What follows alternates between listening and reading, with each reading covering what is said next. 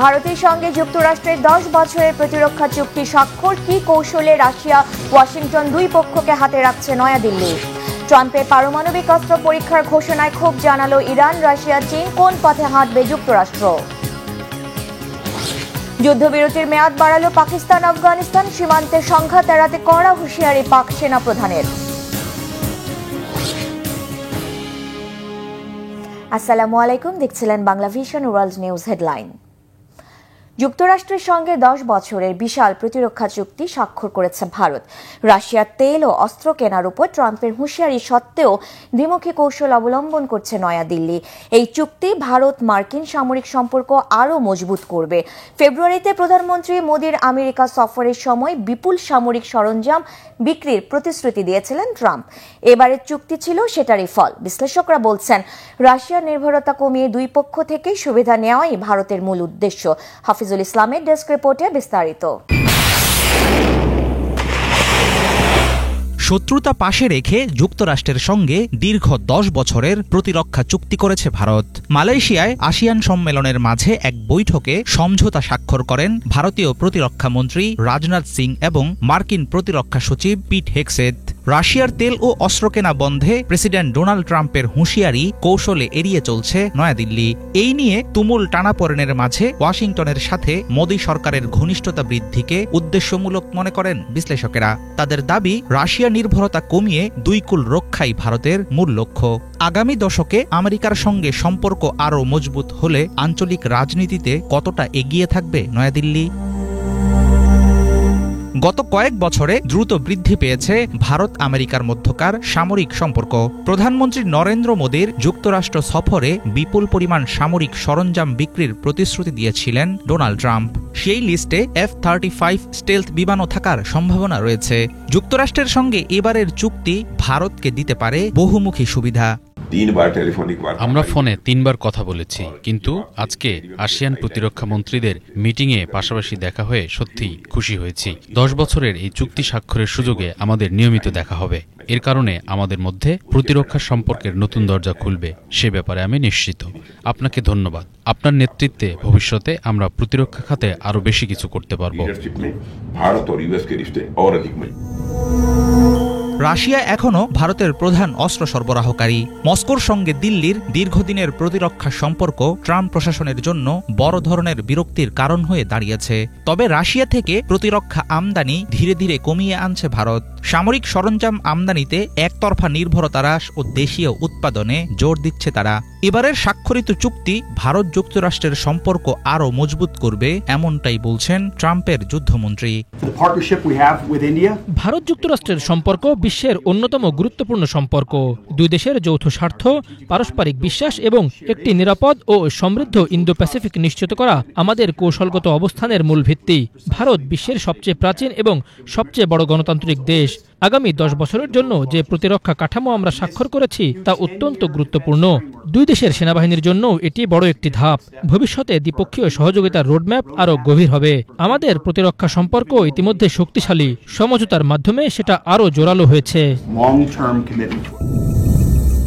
ভারতের উপর ট্রাম্পের অতিরিক্ত শাস্তিমূলক শুল্ক ও বাণিজ্য উত্তেজনার মধ্যে দীর্ঘমেয়াদী এই চুক্তি কিছুটা শান্ত করবে পরিস্থিতি। সাম্প্রতিক সময়ে মার্কিন প্রযুক্তি ও সামরিক সরঞ্জামের প্রতি আগ্রহ দেখাচ্ছে নয়াদিল্লি। এমন পরিস্থিতিতে সমঝোতার মধ্য দিয়ে একদিকে ট্রাম্পকে তোষামোদ করছে ভারত, একই সাথে রাশিয়াকেও রাখছে হাতে। দ্বৈত কৌশলে কতদিন দুই দিকের সুবিধা নিয়ে নিজের স্বার্থ রক্ষা করতে পারবে নয়াদিল্লি, সেটাই এখন দেখার বিষয়। হাফিজুল ইসলাম, বাংলা ভিশন। দীর্ঘ 33 বছর আবারও পারমাণবিক অস্ত্র প্রতিযোগিতার ইঙ্গিত দিয়েছেন মার্কিন প্রেসিডেন্ট ডোনাল্ড ট্রাম্প। তার এমন ঘোষণার পর বিশ্ব রাজনীতিতে বাড়ছে উত্তেজনা। বিশ্লেষকদের অনেকে মনে করছেন, ডোনাল্ড ট্রাম্প সম্ভবত চাইছেন চীন ও রাশিয়ার সঙ্গে তাল মিলিয়ে যুক্তরাষ্ট্রের পারমাণবিক অস্ত্রাগারের বিশ্বাসযোগ্যতা নিশ্চিত করতে। পাশাপাশি ট্রাম্প এই সিদ্ধান্তের মাধ্যমে চীন ও রাশিয়াকে শক্তিশালী একটি বার্তা দিতে চাচ্ছেন। বিস্তারিত মীর ফজলে রাব্বির ডেস্ক রিপোর্টে। সম্প্রতি পারমাণবিক সক্ষমতার বুরভেস্নিক ক্রুজ ক্ষেপণাস্ত্রের সফল পরীক্ষা চালিয়ে রীতিমতো তাক লাগিয়ে দেয় রাশিয়া। গত ২৬ অক্টোবর দেশটির জেনারেলদের সাথে এক বৈঠকে সামরিক পোশাকে উপস্থিত হন রুশ প্রেসিডেন্ট ভ্লাদিমির পুতিন। তিনি দাবি করেন এটি এমনই এক অনন্য অস্ত্র যা বিশ্বের অন্য কোনো দেশের হাতে নেই। এই দাবির প্রেক্ষিতে মার্কিন যুক্তরাষ্ট্র কোনো তাৎক্ষণিক প্রতিক্রিয়া জানায়নি, কিন্তু মার্কিন প্রেসিডেন্ট ডোনাল্ড ট্রাম্প এবার যেই ঘোষণা দিলেন তা কোনো সাধারণ প্রতিক্রিয়া বা বিবৃতি থেকেও অনেক বেশি কিছু। দীর্ঘ ৩৩ বছর পর আবারও পারমাণবিক অস্ত্র প্রতিযোগিতার ইঙ্গিত দিলেন তিনি। দক্ষিণ কোরিয়ায় চীনের প্রেসিডেন্ট শি জিনপিং এর সঙ্গে বৈঠকের আগে বুধবার সামাজিক যোগাযোগ মাধ্যমে ট্রাম্প লিখেছেন, অন্য দেশগুলোর পরীক্ষামূলক কর্মসূচির কারণে আমি প্রতিরক্ষা দপ্তরকে নির্দেশ দিয়েছি আমাদের পারমাণবিক অস্ত্র পরীক্ষাও সমানভাবে শুরু করতে। তিনি দাবি করেন যুক্তরাষ্ট্রের পারমাণবিক অস্ত্র ভাণ্ডার এখন বিশ্বের সবচেয়ে বড়। রাশিয়া দ্বিতীয় অবস্থানে আর চীন অনেক পিছিয়ে তৃতীয় স্থানে আছে। এর মাধ্যমে ট্রাম্প আসলে কি বোঝাতে চেয়েছেন তা স্পষ্ট নয়, তবে বিশ্লেষকদের অনেকে মনে করছেন ডোনাল্ড ট্রাম্প এই সিদ্ধান্তের মাধ্যমে চীন ও রাশিয়াকে শক্তিশালী একটি বার্তা দিতে চাচ্ছেন। এটা সত্য যে রাশিয়া এবং চীন উভয়ই গত কয়েক বছর ধরে পারমাণবিক সরবরাহের প্ল্যাটফর্ম পরীক্ষা করে আসছে। গত বছর চীন একটি আন্তঃমহাদেশীয় ব্যালিস্টিক ক্ষেপণাস্ত্র পরীক্ষা করেছে এবং গত মাসেই রাশিয়ানরা একটি নতুন পারমাণবিক ক্রুজ ক্ষেপণাস্ত্র পরীক্ষা করেছে, যার অবিশ্বাস্যভাবে দীর্ঘ পাল্লা রয়েছে। এবং পুতিনের মতে তারা একটি পানির নিচে ড্রোনও পরীক্ষা করেছে যা পারমাণবিক অস্ত্র বহন করতে পারে। এমন অবস্থায় ট্রাম্প হয়তো চাইছেন যুক্তরাষ্ট্রের পারমাণবিক অস্ত্রাগারের বিশ্বাসযোগ্যতা নিশ্চিত করতে। সেই সাথে তিনি চীন ও রাশিয়াকে একটি শক্তিশালী সংকেত পাঠাতে চাইছেন। বিশ্লেষকদের মতে পারমাণবিক অস্ত্রের পরীক্ষা সময় সাপেক্ষ, তাই যুক্তরাষ্ট্র কতদিনের মধ্যে পারমাণবিক অস্ত্রের পরীক্ষা চালাতে পারবে তা নিয়ে প্রশ্ন রয়েছে। যুক্তরাষ্ট্রের কংগ্রেশনাল রিসার্চ সার্ভিসের এক প্রতিবেদনে বলা হয়েছে প্রেসিডেন্টের আদেশের পর একটি পারমাণবিক অস্ত্রের পরীক্ষা চালাতে ২৪ থেকে ৩৬ মাস সময় লাগতে পারে। ট্রাম্পের এই নির্দেশ যুক্তরাষ্ট্রের দীর্ঘদিনের নীতির এক বড় পরিবর্তনের ইঙ্গিত দিচ্ছে। যুক্তরাষ্ট্র সর্বশেষ ১৯৯২ সালে পারমাণবিক অস্ত্রের পরীক্ষা চালায়। Republican president George H W. Bush শীতল যুদ্ধের অবসানকালে পারমাণবিক অস্ত্র পরীক্ষায় স্থগিতাদেশ জারি করেন। এরপর ১৯৯৬ সালে জাতিসংঘের কম্প্রিহেন্সিভ নিউক্লিয়ার টেস্ট ব্যান ট্রিটিতে যুক্তরাষ্ট্র, চীন ও রাশিয়া সহ বিভিন্ন দেশ সই করে। তখন থেকে বিশ্বের শীর্ষ এই ৩ সামরিক শক্তি পারমাণবিক অস্ত্রের পরীক্ষা চালায়নি। তবে এসব দেশ নিয়মিতভাবে বিভিন্ন মাত্রার পারমাণবিক সক্ষমতা বা পরমাণু শক্তিচালিত নানা অস্ত্র ও ব্যবস্থার পরীক্ষা চালিয়ে আসছে। মীর ফজলে রাব্বি, বাংলা ভিশন।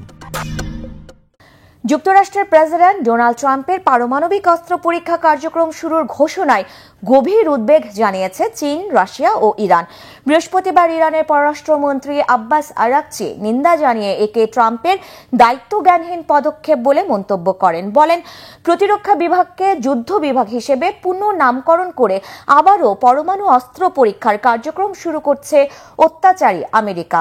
আব্বাস আরাকচির মতে ইরানের শান্তিপূর্ণ কার্যক্রম যারা হুমকি হিসেবে দেখে তাদের কার্যক্রমে বিশ্বের জন্য বড় হুমকি। যুক্তরাষ্ট্রের পারমাণবিক পরীক্ষা পুনরায় শুরু হলে বৈশ্বিক স্থিতিশীলতা হুমকিতে পড়বে মন্তব্য করেছে রাশিয়া। এটি বিশ্বকে নতুন সংঘাতের দিকে নিয়ে যাবে বলেও সতর্ক করেছে মস্কো। আর চীনের পররাষ্ট্র মন্ত্রণালয় বলছে যুক্তরাষ্ট্রকে অবশ্যই পারমাণবিক পরীক্ষা স্থগিত রাখার আন্তর্জাতিক অঙ্গীকার মানতে হবে। বৈশ্বিক ভারসাম্য রক্ষায় ওয়াশিংটনের একতরফা পদক্ষেপ বন্ধ করা উচিত বলেও জানায় বেইজিং।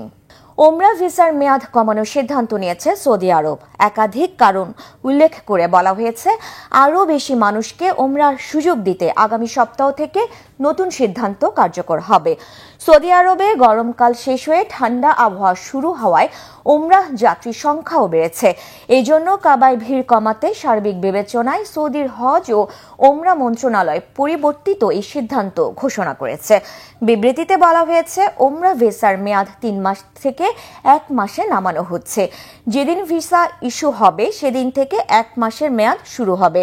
ভিসা পাওয়ার 30 দিনের ভেতরে সৌদিতে না গেলে ভিসাটি বাতিল হয়ে যাবে। গত জুনের শুরুতে নতুন ওমরা মৌসুম শুরু হওয়ার পর থেকে এ পর্যন্ত 40 লাখ বিদেশিকে ওমরা ভিসা দিয়েছে সৌদি, যা 5 মাসেরও কম সময়ের মধ্যে সর্বোচ্চ ভিসা দেওয়ার রেকর্ড। ওমরা ভিসার মেয়াদ কমালেও কেউ সৌদিতে গেলে তাকে 30 দিনের মধ্যেই ফিরে যেতে হবে এমন নয়। ভিসায় 3 মাস থাকার অনুমতি থাকলে পূর্ণ মেয়াদেই থাকা যাবে, শুধু ওমরা করা যাবে না। জীবনের ঝুঁকি নিয়ে অবৈধ পথে ইউরোপ আসার পর জীবন কি খুব সুখের? যারা বিদেশে যেতে চান তারা আধুনিক দাসত্ব আর মানব পাচারের চক্রে কিভাবে পড়ে? রোমানিয়া ও জার্মানিতে পড়তে আসা শিক্ষার্থীরা কেমন আছেন? এখানে তাদের ভবিষ্যৎ কেমন? ইউরোপের দেশগুলোতে দক্ষ জনশক্তির চাহিদা কেমন? এসব প্রশ্নের উত্তর জানতে চোখ রাখুন বাংলা ভিশনে। দেশ পেরিয়ে, একটি বাংলা ভিশন ও ডয়চে ভেলে যৌথ প্রযোজনা। পাকিস্তান আফগানিস্তানের মধ্যে যুদ্ধবিরতির মেয়াদ আরও 1 সপ্তাহ বেড়েছে। এমন অবস্থায় সীমান্ত সন্ত্রাসী অনুপ্রবেশ আর হামলাকারীদের বিরুদ্ধে কড়া হুঁশিয়ারি দিয়েছেন পাকিস্তানের সেনাপ্রধান ফিল্ড মার্শাল ওসিম মুনির। গত শনিবার তুরস্কের ইস্তাম্বুলে শুরু হওয়া দ্বিতীয় পর্বের আলোচনা ধারাবাহিকতায় বৃহস্পতিবার যুদ্ধবিরতির মেয়াদ বাড়ানোর চুক্তি সই করে পাকিস্তান ও আফগানিস্তান। শুক্রবার সকাল থেকে কার্যকর হয়েছে এই যুদ্ধবিরতি। যৌথ বিবৃতিতে জানানো হয়েছে, কাতার ও তুরস্কের মধ্যস্থতায় শান্তি ও স্থিতিশীলতার স্বার্থে যুদ্ধবিরতির মেয়াদ বাড়াতে রাজি হয়েছে দুই প্রতিবেশী। আগামী 6 নভেম্বর এই বিষয়ে আবার মধ্যস্থতা বৈঠক হবে ইস্তাম্বুলে। এর আগে 18 ও 19 অক্টোবর কাতারের দোহায় মধ্যস্থতার ভিত্তিতে প্রথম দফায় যুদ্ধবিরতি কার্যকর হয়। এদিকে যুদ্ধবিরতির মেয়াদ বাড়ানোর দিন পাকিস্তানের পেশোয়ারে এক অনুষ্ঠানে দেশটির সেনাপ্রধান ওসিম মুনির বলেছেন, আফগানিস্তান সহ সব প্রতিবেশীর সাথে শান্তি চাইলেও সীমান্তে সন্ত্রাসী কর্মকাণ্ড ও হামলা সহ্য করা হবে না। আফগানিস্তান থেকে অনুপ্রবেশ আর হামলা ঠেকানোর প্রস্তুতি পরিদর্শন করে প্রয়োজনীয় দিক নির্দেশনা দিয়েছেন তিনি। এই মাসের শুরুতে পাল্টাপাল্টি হামলায় পাকিস্তানের অন্তত 58 জন সেনা আর 2 শতাধিক তালেবান সদস্য নিহত হয়েছে। যৌন অপরাধের সঙ্গে সম্পর্ক ও নির্যাতনের অভিযোগে প্রিন্স উপাধি হারাচ্ছেন ব্রিটেনের বর্তমান রাজা 3য় চার্লসের ভাই অ্যান্ড্রে, ছাড়ছেন রয়্যাল লজ প্রাসাদও। নাটকীয় এই সিদ্ধান্তে কেঁপে উঠেছে বাকিংহাম। যুক্তরাষ্ট্রে দোষী সাব্যস্ত জেফ্রি অ্যাপস্টেইনের সঙ্গে সম্পর্ক ও অপ্রাপ্তবয়স্ক নারীর ওপর যৌন নির্যাতনের অভিযোগে দীর্ঘদিন ধরে বিতর্কে ছিলেন ব্রিটিশ সিংহাসনের 8ম উত্তরাধিকারী এই রাজকুমার। সেই পাপের ভারে এবার ভেঙে পড়ল মর্যাদার আসন। হাফিজুল ইসলামের ডেস্ক রিপোর্টে বিস্তারিত। যুক্তরাজ্যে যৌন কেলেঙ্কারি ঘিরে কেড়ে নেওয়া হচ্ছে বর্তমান রাজার ভাই অ্যান্ড্রুর প্রিন্স উপাধি। অচিরেই তাকে ছাড়তে হবে রাজকীয় বাসভবন। জনসাধারণের তোপের মুখে পড়ে সম্প্রতি সম্মানজনক ডিউক অব ইয়র্ক সহ অন্যান্য খেতাব ত্যাগ করেছিলেন ব্রিটিশ রাজপরিবারের আলোচিত এই সদস্য। এবার তাকে হারাতে হচ্ছে নিজের সর্বোচ্চ টাইটেলও। গত 30 অক্টোবর বাকিংহাম প্যালেস জানিয়েছে, রাজা 3য় চার্লসের ভাই এখন থেকে পরিচিত হবেন অ্যান্ড্রু মাউন্টব্যাটেন উইন্ডসর নামে। কিন্তু কেন এমন লজ্জাকর অপমানের শিকার হলেন ব্রিটেনের এক রাজকুমার? ক্ষমতাধর রাজপরিবারের সদস্য প্রিন্স অ্যান্ড্রুর বিরুদ্ধে ওঠা অভিযোগ কতটা গুরুতর? যুক্তরাষ্ট্রে যৌন নিপীড়ক হিসেবে দোষী সাব্যস্ত হওয়া জেফ্রি অ্যাপস্টেইনের সঙ্গে সম্পর্ক নিয়ে গত কয়েক সপ্তাহ ধরে কড়া নজরদারির মধ্যে ছিলেন প্রিন্স অ্যান্ড্রু। এর মাঝে অক্টোবরে প্রকাশিত হয় অ্যাপস্টেইনের বিরুদ্ধে অভিযোগকারী নারী ভার্জিনিয়া জিউফ্রের স্মৃতিকথা। সেখানে লেখক অভিযোগ করেন, কিশোরী বয়সে প্রিন্স অ্যান্ড্রুর সঙ্গে তার একাধিকবার যৌন সম্পর্ক হয়েছিল। অপ্রাপ্তবয়স্ক জিউফ্রের উপর যৌন নির্যাতনের অভিযোগে দীর্ঘ 15 বছর ধরে বিতর্কের মুখোমুখি ছিলেন অ্যান্ড্রু। এসব কিছুর জেরে শেষ পর্যন্ত প্রিন্স টাইটেল ও রাজকীয় বাসভবন ছাড়তে বাধ্য হলেন অ্যান্ড্রু। কিন্তু এমন পদক্ষেপ যথেষ্ট না, তাকে দেশ থেকেও বের করে দেয়া উচিত বলে মনে করেন অনেকে।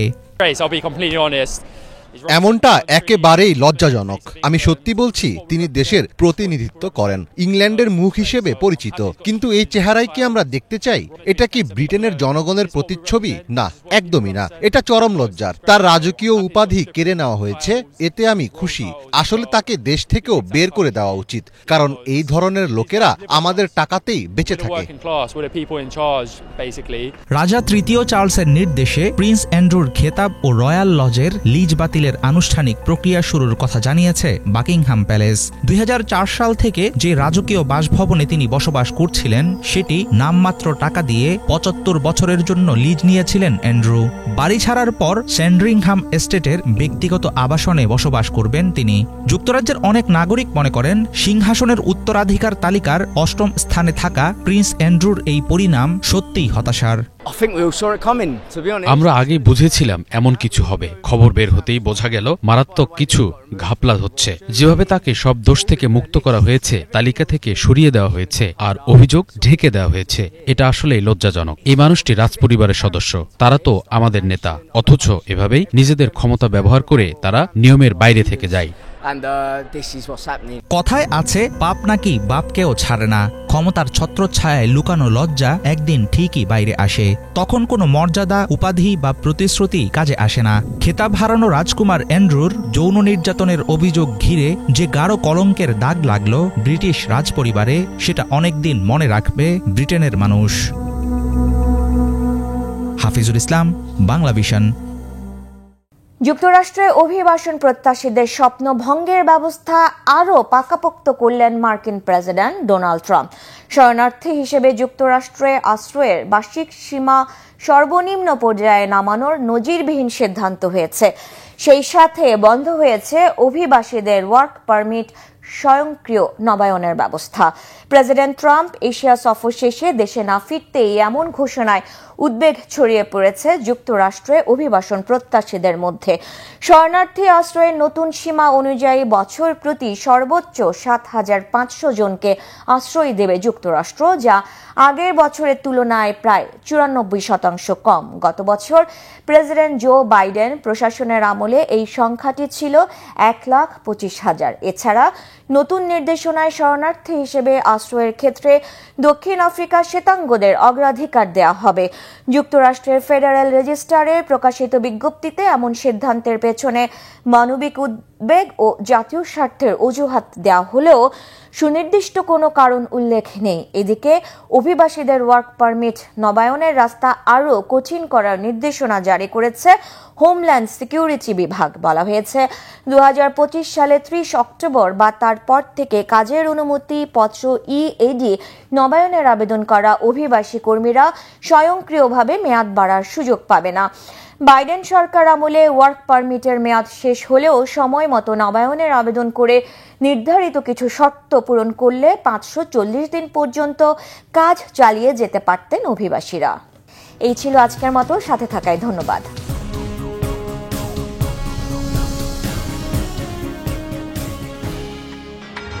জীবনের ঝুঁকি নিয়ে অবৈধ পথে ইউরোপ আসার পর জীবন কি খুব সুখের? যারা বিদেশে যেতে চান তারা আধুনিক দাসত্ব আর মানব পাচারের চক্রে কিভাবে পড়ে? রোমানিয়া ও জার্মানিতে পড়তে আসা শিক্ষার্থীরা কেমন আছেন? এখানে তাদের ভবিষ্যৎ কেমন? ইউরোপের দেশগুলোতে দক্ষ জনশক্তির চাহিদা কেমন? এসব প্রশ্নের উত্তর জানতে চোখ রাখুন বাংলা ভিশনে। দেশ পেরিয়ে, একটি বাংলা ভিশন ও ডয়চে ভেলে যৌথ প্রযোজনা।